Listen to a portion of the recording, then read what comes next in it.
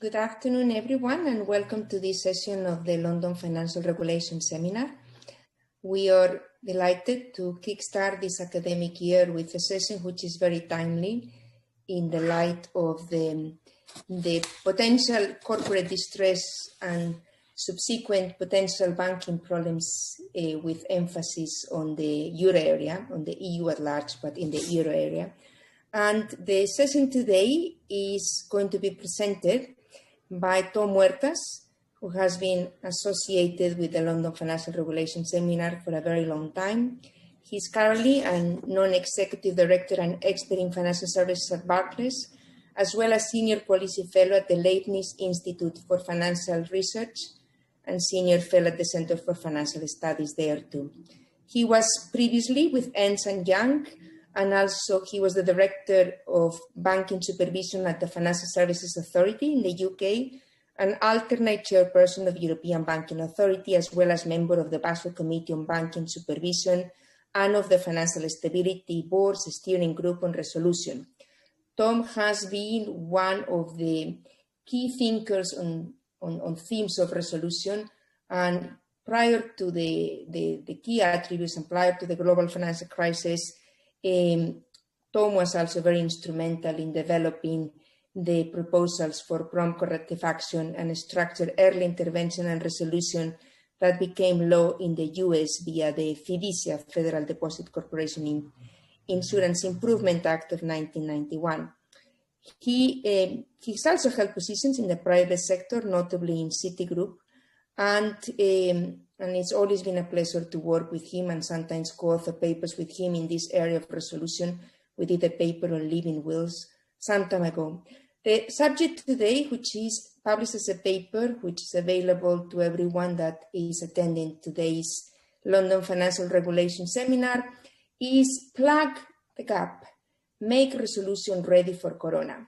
And with thanks to my colleague Katrien, who has helped me organize the London Financial Regulation Seminar, and our events team, in particular Christine, for making all the arrangements with everyone that has signed this evening, I will give the floor to Tom, and then after that we will open the discussion. The first discussant will be Charles Goodhart, and then anyone else can jump into the discussion. And if you want to put the questions in the chat as Q&A, Katrien will keep an eye on them, and we will be able to answer them after you open the discussion and hear from our first discussant, Charles Goodhart. So Tom, the floor is all yours.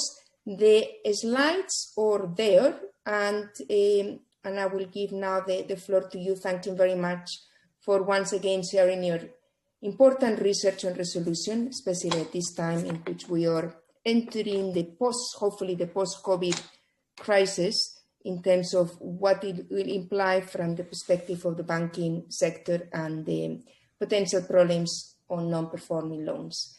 There was actually an article in the Financial Times today about a paper that the European Commission will be releasing now in December. So also your paper is very timely in terms of potential policy proposals put forth by the European Commission. So thanks, Tom, for being with us, and the floor is yours. Thank you very much, Rosa, for that very kind introduction, and welcome to everyone. It's a pleasure to be back at the Financial Regulation Seminar. If the topic is what needs to be done to make resolution ready for Corona. If I could have the first slide, please. If we start with the economic outlook, despite the recovery of vaccines, the economic outlook remains troubled. What the chart shows is the assessment of the OECD about the course of economic activity as of the end of September, that is before the vaccine announcements. Clearly, we're in the lower portion, the W-like shape. In terms of the economic outlook, there is in fact a double hit. The length of the second leg in the W, the second portion of the W, is yet to be determined. But clearly, there is going to be some further months of economic downturn before us until the vaccines are effectively distributed and until they bring the medical situation back to normal. Even when that is the case, there'll be some recovery necessary because the creditworthiness of firms and families has been reduced, and their ability to sustain the debt levels that they've accumulated, it must be open to question. We've read in terms of the increase in non-performing loans, a potential further increase on the way. The ECB, or the single supervisory board, is speaking of a figure as high as 1.4 trillion euro in the Eurozone, a dramatic increase from current levels. That is almost certainly in the cards. Indeed, the Financial Stability Review that has just been published by the ECB confirms this questionable economic outlook and identifies the bank sovereign nexus as a continued problem. So if we can turn to the next slide, if you see in the upper left, COVID depresses the economy, as we've just discussed. The creditworthiness of families and firms declines. Loan losses increase. That is already in the cards. The volume and margin of new business is under question. That leads to a weaker profit. Again, the Financial Stability Review of the ECB just published last week would confirm that. Together, these developments put pressure on capital, and it is conceivable that some banks could reach the point of non-viability. That is effectively the logic around the banking side.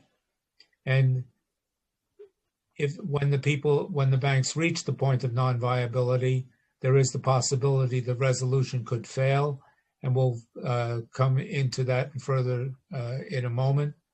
If resolution were to fail, there is a possibility that there is a banking crisis or a euro crisis, and if that were to occur, that would further depress the economy, a vicious downward spiral. This is, by the reckoning of experts, it's a low probability or tail event, but it is nonetheless, in my opinion, a possible outcome of the situation, one in which, in my view, it would be best to prepare for. And what the remainder of the paper and the lecture will do is indicate how the EU, in particular the euro area, might prepare for such an eventuality so that this vicious circle could be prevented. If we could go to the next slide, please. Under the current environment, reaching the point of non-viability can trigger many outcomes. If we start on the left, where the bank reaches the point of non-viability, if the bank actually fails, then there are a couple of different possibilities. If the bank is judged likely failing or likely to fail, then has to go undertake a public interest test as to whether bail-in can be employed, and we'll come to that public interest test in a moment. If the bank fails, if the bail-in fails the public interest test, then liquidation occurs under the national regime. Liquidation, however, doesn't mean what is popularly sensed to mean. It is actually a resolution under the national regime, and that can produce a result that varies from bailout to liquidation at fire sale prices. Bailout, of course, protects investors, but also potentially causes the member state that provides the bailout with credit problems. So the risk is transferred from the bank to the member state. Liquidation at fire sale prices produces losses all across the investor spectrum, and possibly to operating liabilities such as derivatives and deposits. That is not something that, at least in my opinion, people expect. And if that were to occur, that would have severe repercussions on financial markets and the economy at large. If those are the prospects, if you see that the resolution would result in either bailout or liquidation at fire sale prices, the central bank may effectively decide not to put the bank into resolution, or not to allow the failing or likely to fail determination to be made, but to provide emergency liquidity assistance and provide forbearance that will avoid the failure of the bank, but produce over time effectively zombie banks dealing with zombie firms, not necessarily a recipe for recovery.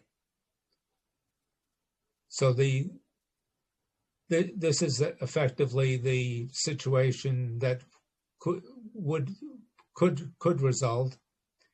Let me now turn to the possibility that bail-in would be used and what are the conditions for that. So we'll go down to the bottom link in this chart. If I could have the next chart, please. Under bail-in, the important thing is the creditor hierarchy, and losses are incurred first with equity, then to additional Tier 1 and Tier 2 capital, and then to senior non-preferred debt.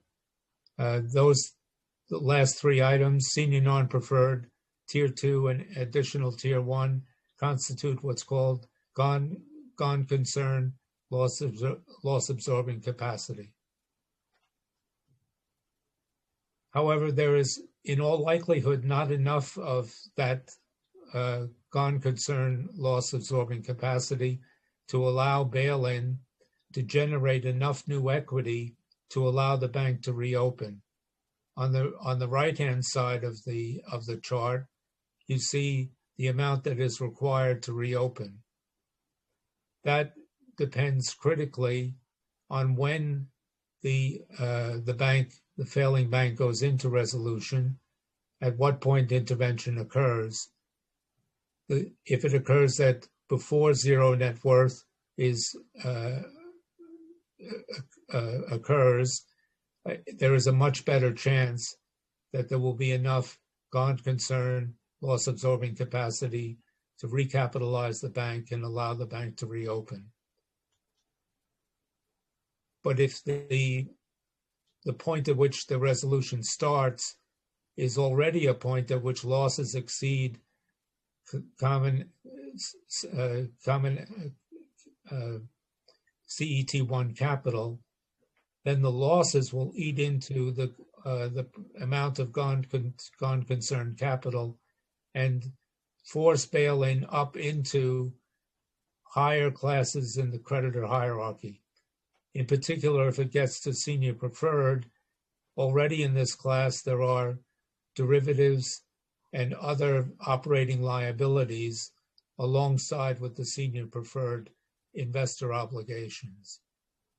Now, under the BRRD, there is a possibility to effectively subordinate the senior preferred to the operating liabilities of derivatives and deposits, but that creates no creditor worse off issues, and it complicates matters considerably. To be on the safe side, one wants, at least in my opinion, to have bail-in stop short of operating liabilities. That allows effectively the bank to be recapitalized with the investor liabilities of the bank, and there is no need to interfere with the operating liabilities that is effectively the basis on which bail-in was developed, so that it would be what amounts to a pre-packed bankruptcy procedure for banks, where the investors bear the loss. The bank is recapitalized through the conversion of investor obligations into equity, and the bank can continue its critical economic functions at no cost to the taxpayer and with minimal impacts on the on financial markets and the economy at large. If we could turn to the next slide, please. Now, the principal problem is that there is in many, perhaps most banks, not enough of the gone concern loss absorbing capacity, liabilities junior to operating liabilities, to make bail-in work as it should. And the proposal is to arrange now for a recap later if needed, and by means of something called a mandatory note issuance facility, whereas a bank reaching the point of non-viability can issue senior-most non-preferred debt to a European backstop if needed, so that bail-in passes the public interest test. The proposal is that banks would pay a commitment fee for this facility, ideally via contributions that they make to the Single Resolution Fund, so that from the fund they would pay a commitment fee for the banking system as a whole. At the point at which a bank reaches the point of non-viability, if the gone concern loss absorbing capacity at the failed bank is insufficient to meet the requirements for the bank in resolution to reopen, the European backstop would buy and the senior most non-preferred debt from the bank in resolution in the amount necessary to allow the failed bank to reopen. So there's an if needed supplier of this senior most non-preferred debt. This would be all other investor obligations would be junior to this. And if senior most non-preferred debt to be held by the European backstop is converted into CET1 capital, it would do so on terms that effectively wipe out the investors in other forms of investor capital, and they would suffer what I call death by dilution. In effect, all the previous elements would be, at least on the proposal in the paper, converted to equity on the basis of all previous capital would be worth €1, and the senior most non-preferred debt issued to the European backstop would have one share for each euro. So if for example, the European backstop acquired €1 million in senior most non-preferred debt and converted that into 1 million shares, all other capital would be converted into one share, and effectively the European backstop would have 1 million shares, all other investors 1 share. And the SRB would effectively take over the bank in resolution and administer it under a solvent wind down strategy.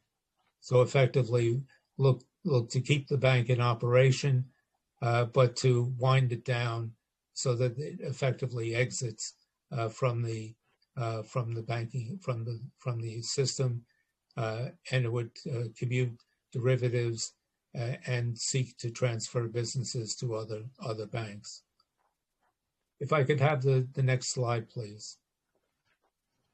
This illustrates where in the creditor hierarchy the senior most non-preferred debt would come, effectively between the amount of gone investor obligations, gone concern, loss absorbing capacity and operating liabilities, so that their bail-in can proceed without touching operating liabilities.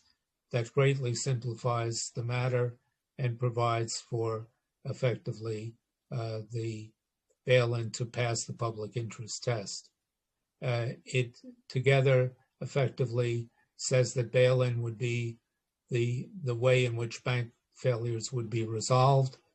They would be resolved in a manner that protects the financial system and the economy at large, and it would prevent, at least in my view, the banking crisis that could further aggravate the economic downturn. To supplement this approach, there are three recommendations for the European Central Bank. First, that it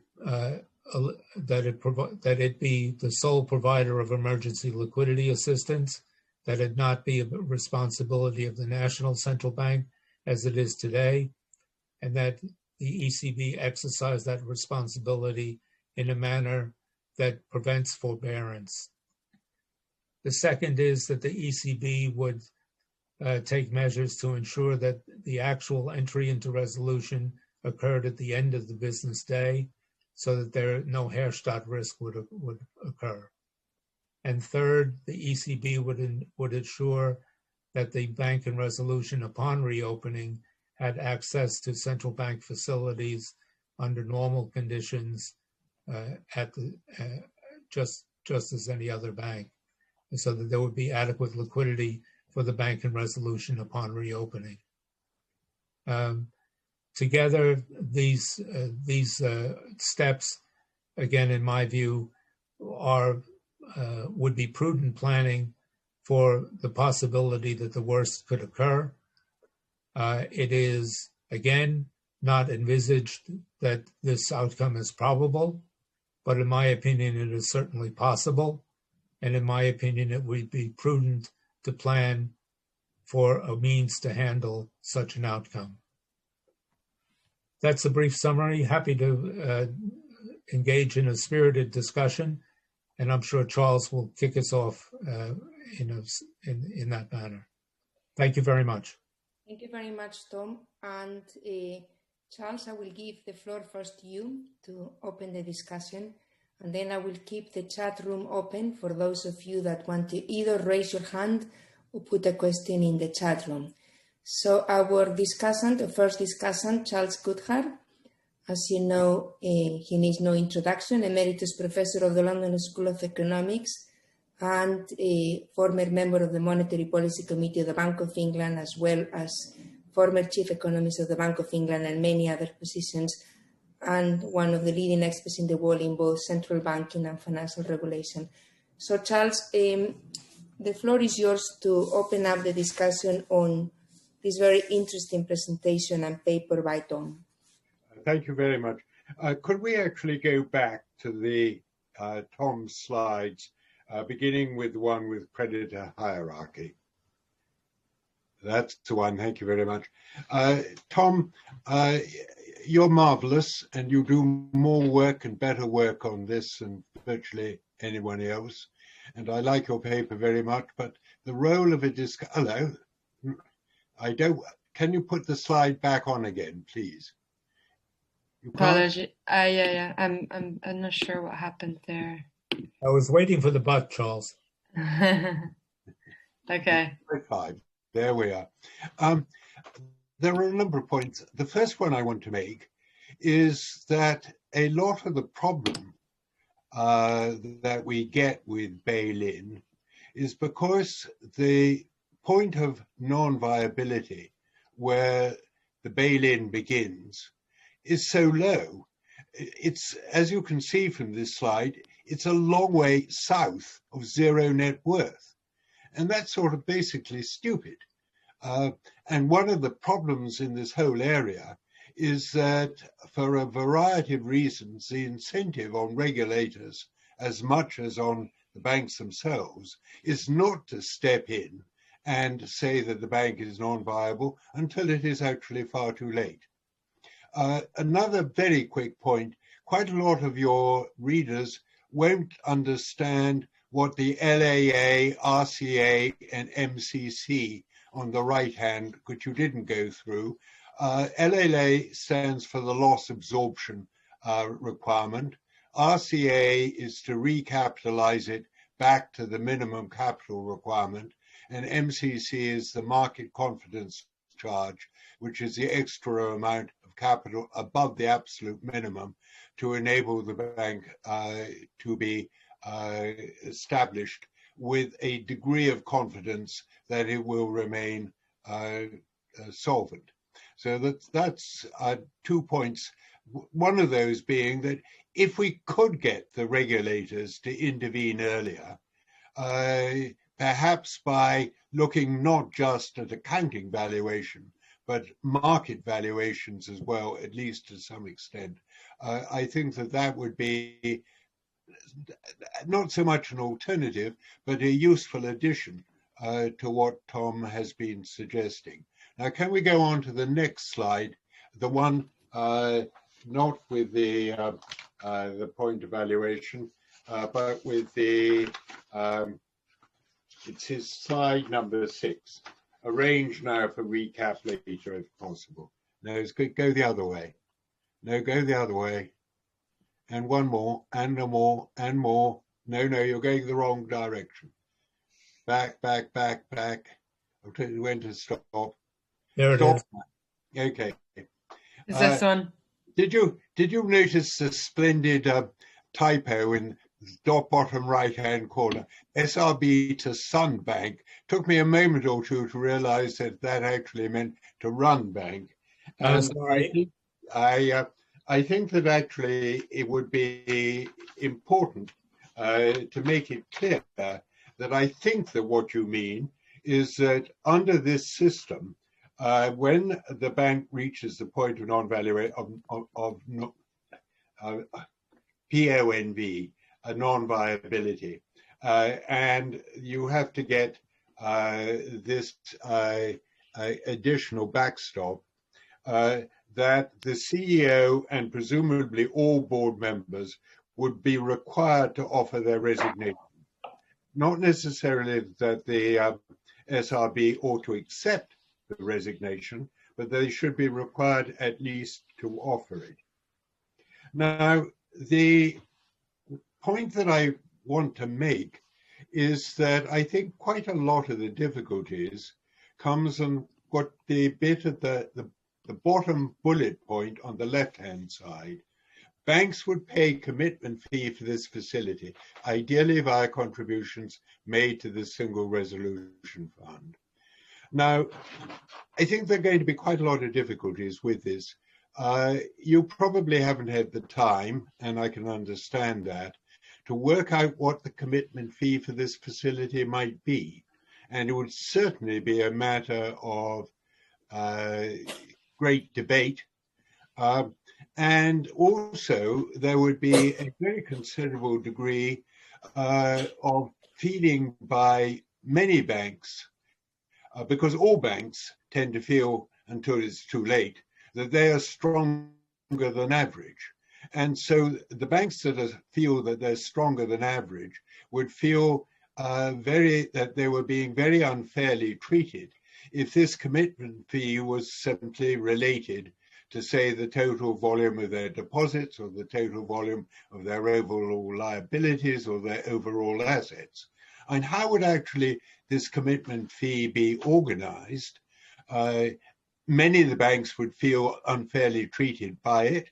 And probably the only way to get this through without a massive fight would actually be to make the commitment fee relatively small, as turned out with the federal deposit insurance fees in the United States.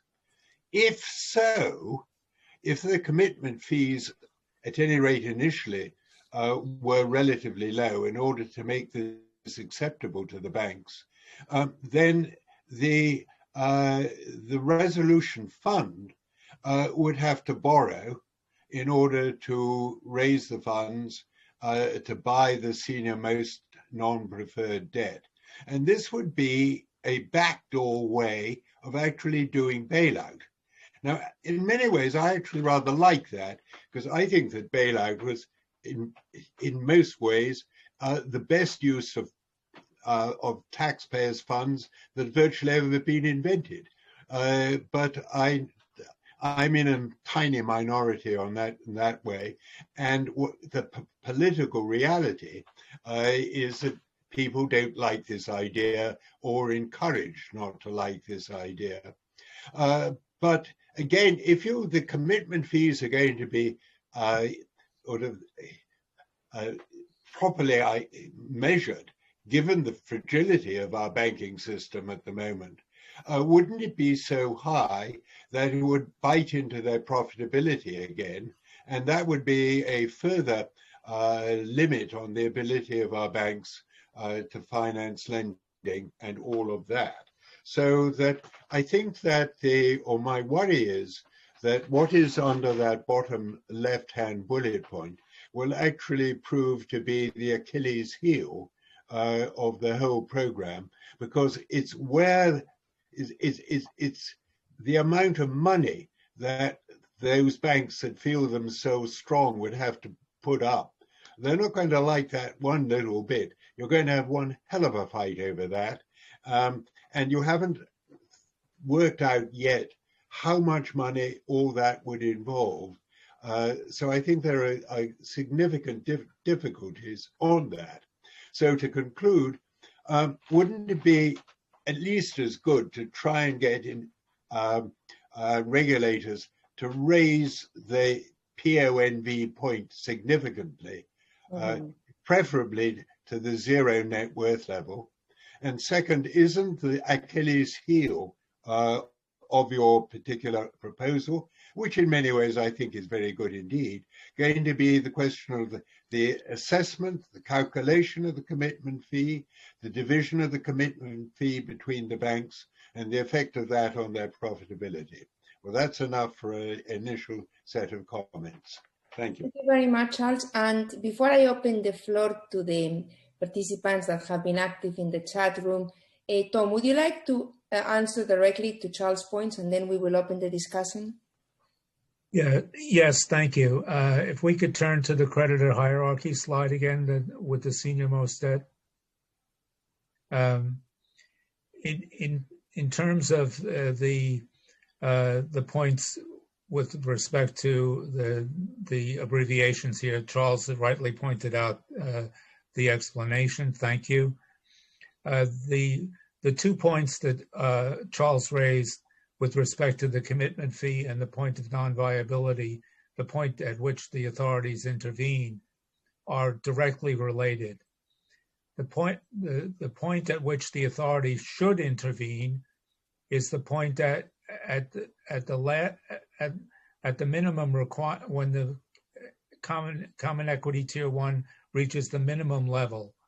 Once it goes below the minimum level, the bank no longer fills what's called threshold conditions, and effectively intervention should occur at the point at which the bank still has positive net worth.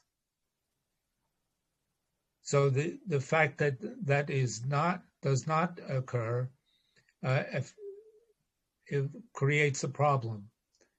But the question effectively then becomes, in nature of the commitment fee, to what extent should banks be paying for the fact that the authorities don't intervene when they're supposed to?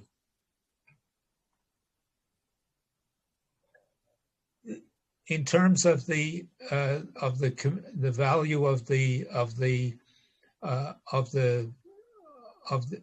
effectively the commitment fee, in terms of what is effectively being the backstop being asked to do, come in at a point, if the intervention occurs when it should, when the bank has positive net worth, effectively the backstop is being asked to provide additional capital at a point where the bank is solvent, where it effectively is getting an interest in the bank that is equal to the amount of capital that it is putting in. It is not it should not be out of the money at the point at which in which the injection of funds is made, unless the authorities have failed to intervene at the right time. So the value of the value of the insertion or the commitment fee that is due is closely connected to the ability of the authorities to intervene. So the valuation question comes into play, but again, comes back to this interplay between the point at which the authorities intervene, whether it is before net worth is exhausted or after. But again, from the bank standpoint, why should they be paying for the inability of the authorities to intervene when they should? In terms of the question of the premium or the commitment fee that would be attributable to individual banks, it should, in my opinion, be related to the amount of gone concern loss absorbing capacity that they have relative to the amount that they would potentially need. So if the bank already has a significant amount of senior non-preferred Tier 2 and additional Tier 1 outstanding, it would have a lower obligation than a bank that had very limited amount of this gone concern loss absorbing capacity and effectively less ability to recapitalize the bank from investor obligations and a greater probability that there would be a call on the backstop. Thank you very much, Tom. We have a question by Maria Nieto. Maria, you want to show your screen? It will be lovely to see you. Maria Nieto, Banco de España. Can you hear me? Yeah, yes, we can, Maria. Perfect. Well, hello, everyone. And thank you, Tom, for this presentation and Charles for the fabulous comments. I'm going to take the debate somewhere else, okay? Because I think that this crisis is somewhat different from the past crisis, although we may end up in the same place. And this is, I think, the bottom line of Tom's presentation today. But what if this crisis, which is exogenous, is not the banking that it was, the banking system that it was sick before this, but is a virus that is causing an impact in certain sectors of the economy.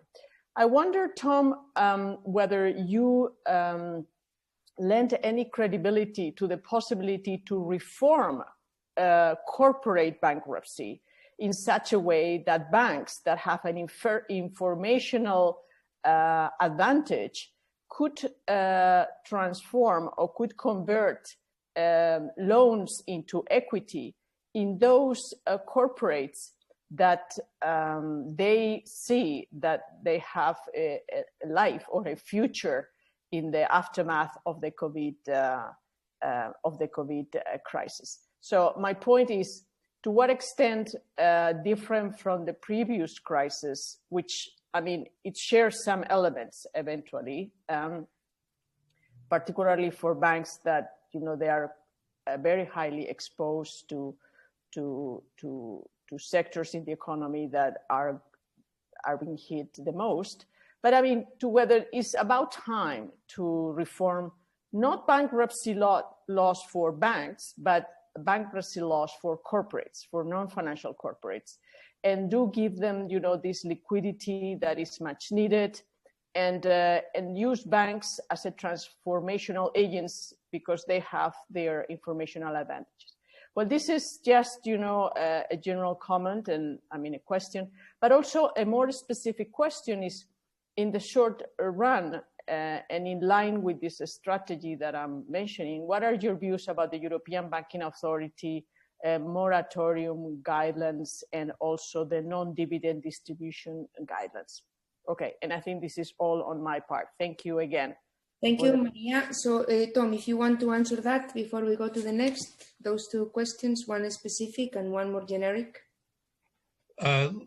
With respect to reforming corporate bankruptcy law, I think that is a good idea, but at least in my assessment, it is unlikely to be done in the relevant time period, so that something like this, in my view, would still be necessary. So the proposal that I've made to protect against the possibility that there is a banking crisis along the lines that I've illustrated.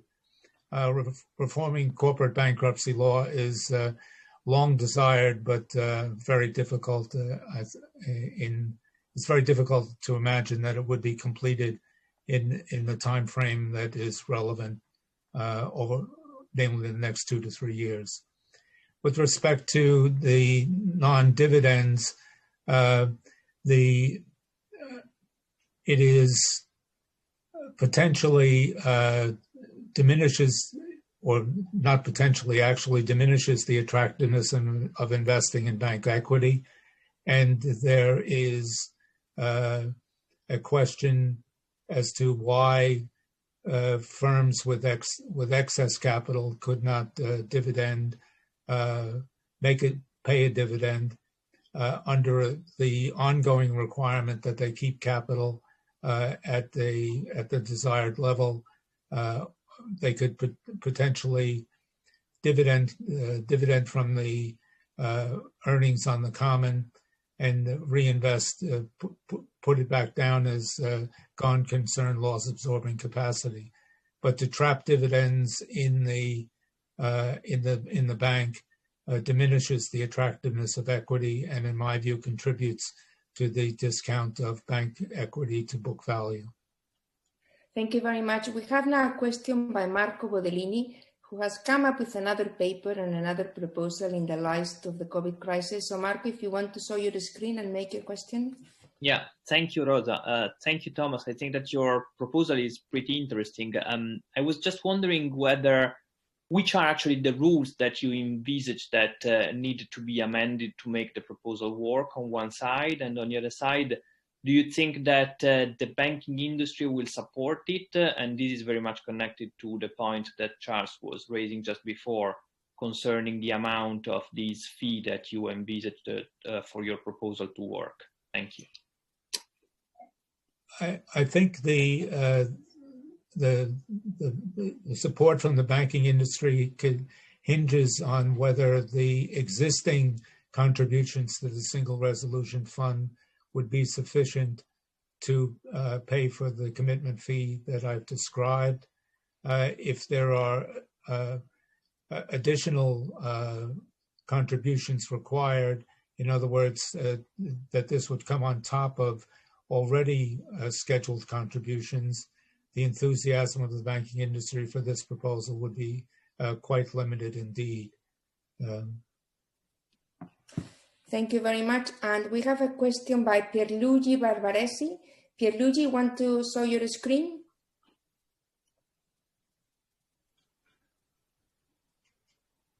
Yeah. Thank you. Can you see me? No, maybe. No, we can only hear you, but okay. Thank you, Rosa. Thank you for the wonderful presentation. My question was in a way connected to the one from Marco Bodellini, in the sense that I have the feeling that the banking industry will not be very supportive of any other measure which will affect the amount of fee that they need already to pay to the Single Resolution Fund. In this sense, I would like to ask you, what's your view about using the deposit guarantee scheme, the national DGS, in preventing the crisis from worsening? I mean, only in this context, only following the COVID-19 crisis. If there is any room to use the alternative and preventive measures as those foreseen by the DGS directive. In terms of the Single Resolution Fund, it is, at least economically, from an economic perspective, possible that the Single Resolution Fund uses the assets that have been acquired as a result of past contributions to pay this commitment fee without requiring additional contributions from the banks. In terms of what has to change, this commitment fee would be effectively a permissible investment by the Single Resolution Fund. In terms of the using national deposit guarantee schemes, I believe is opening up 19 to 27 additional cans of worms. In terms of the not all member states have funded schemes. The degree of funding varies across schemes. The controversy, I think, is likely to be multiplied if one were to suggest that the national deposit guarantee schemes would come into play in this proposal. Thank you very much, Tom. I have one question, and in the meantime, if there is anyone else that wants to either raise their hand or put a question in the chat room, please feel free to do so. Both me and Katrina are keeping an eye on the chat room. My question to you is not so much of any of these lies on the three conditions that you mentioned at the end for the proposal to work. And I would like to focus on the first one, because that's something that is not happening at the moment, and that's ELA. ELA, as you very well know, remains a national competence because of a restrictive interpretation of Article 14 of the ECB statute. And therefore, while the ECB does provide market liquidity assistance, the provision of ELA remains a national competence, though it is subject to the fiat of the ECB and to a number of restrictions that include the prohibition of monetary financing and others. But how realistic do you think for your proposal to work that the ECB would start acting also as ELA, Emergency Liquidity Authority, or providing emergency liquidity assistance to individual institutions rather than the national central banks subject to the fiat of the governing council as it is happening at the moment? The economic logic is that the responsibility for ELA goes with the entity that provides the backstop. So if the backstop is at the euro area level, effectively the ELA should be from a euro area institution, and that of course is the ECB. In the current environment, there is the theory that the member state is responsible for the backstop, therefore ELA should be in the purview of the member state. But the fact of the matter is that emergency lasts very long in some member states, weeks, months, or even years in terms of the emergency liquidity outstanding. And I think, at least in the estimation of most economists, ELA is not intended to be a long-term proposition. So the logic would go in that direction. The politics, as you rightly suggest, may not. Yeah, and I support, as you know, I strongly support the clear requirement that the ECB provides ELA. I think in the context not just of monetary union, but in the context of banking union, with the transfer of responsibilities of supervision and resolution from the national to the supranational arena, it makes economic sense and logic to actually have the ECB also provide ELA to the institutions that it now supervises. That is, I guess, part of the consistent logic that you're explaining, and actually does, in my opinion, does not require a treaty revision or amendment. It could be done on the basis of Article 18 of the ECB statute. So that's why I was asking you, how likely do you think this is going to change? In my opinion, given that no treaty amendment is needed, it will just be a change of policy of the governing council and the executive board of the ECB to say that from now onwards, they will interpret that the and your Article 18 of the ECB statute, which deals with credit and monetary operations, the ECB can grant ELA. But yeah, that's one of the issues that remains to be seen in your proposal, if indeed the European authorities want to take it on. And as I mentioned at the beginning, the European Commission is working on a document that is going to be released now in December. So it will be interesting if they would consider your proposal among some others, in which they're looking at creating a network of national bad banks across the EU, as well as boosting secondary markets for buying and selling NPLs. But I think your proposal is certainly worth reflecting upon. Does anybody else want to raise the hand or make any other comment or question? I'm keeping here. Katrien, if you want to take off the slide so that we can see everyone, in case anyone wants to just raise their hand. Anybody else? We have 8 minutes before 6 o'clock finishes, if anybody else would like to ask any question. I think Charles raising his hand. Okay, So. Charles? Just one point, which is that Tom was saying that a lot of the costs of bail-in, or any form of bail-in or bail-out, arise because the regulators have intervened too late. As that becomes more widely understood, is not that going to make it very difficult to make banks pay anything towards the costs of bail-in when the need for any payment really arises because it's the regulators themselves that have underperformed? Indeed, one could argue that the cost to the taxpayer of bailout in the great financial crisis was not only the fault of the banks, which was true, but also the fault of the regulators in not doing anything. And doesn't that sort of change the political dynamic? Tom?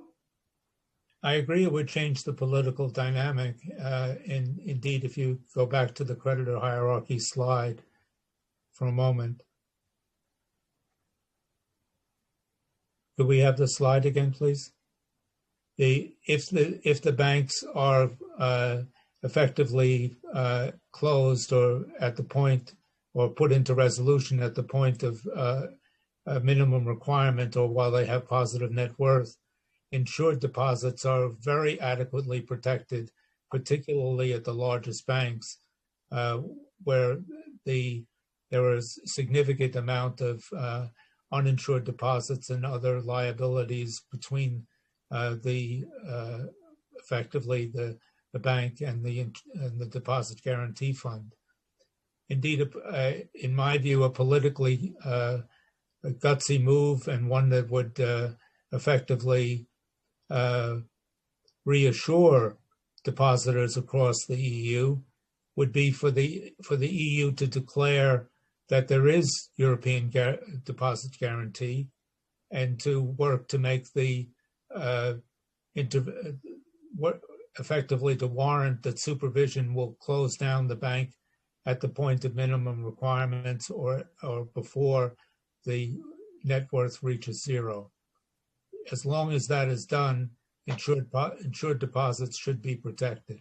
So effectively, the deposit insurance is not only warranting the depositors against the possibility that the bank would engage in excessive risk, but it is also warranting the fact that supervision will do what it's supposed to do, namely close down the bank at the point at which its net worth dips below minimum requirements, and in any case before net worth reaches zero. But the accounts are slow, historical, and quite largely manipulated.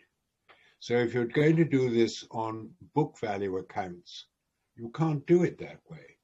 I agree on the first 2 points. Whether they're manipulated is, of course, an item of great discussion. But certainly with the the IAS 9 and the acceleration of provisioning, one has taken a step, at least in my view, very much in the right direction. But it is around these points of valuation that the question lies, and but it is, for the largest banks, incontrovertible, at least in my view, that as far as insured deposits are concerned, they are very, very adequately protected, given all of the elements of the creditor hierarchy that are junior to insured deposits.